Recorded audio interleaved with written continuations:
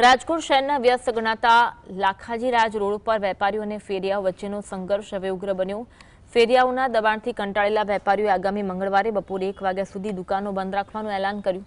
વેપારીઓ મામલે મનપા અને પોલીસ કમિશનરને આવેદનપત્ર પણ પાઠવશે। વેપારીનો મુખ્ય આક્ષેપ છે કે પહેલા ફેરિયાઓ માત્ર દિવાળી પર દેખાતા, પરંતુ હવે કાયમી ધોરણે દુકાનોની આગળ બેસી જાય છે।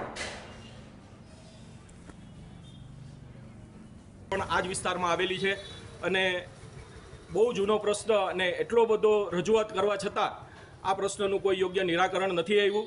માટે ફરીથી એક વખત લાખાજી રાજ રોડના તમામ વેપારીઓ એમની સહી અને ફોન નંબર સાથેનું એક આવેદનપત્ર મંગળવાર તારીખ 23ના રોજ મ્યુનિસિપલ કમિશનરને આપવાનું છે।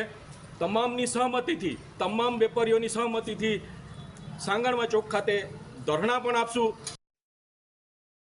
નો પ્રશ્ન છે। 5 વર્ષ થયા તો સતત અમે રજૂઆત કરીએ છીએ બધા વેપારીઓ, છતાં કાંઈ એનો નિવેડો આવતો નથી। હકીકતમાં આ પ્રશ્ન જાહેર પબ્લિકનો છે।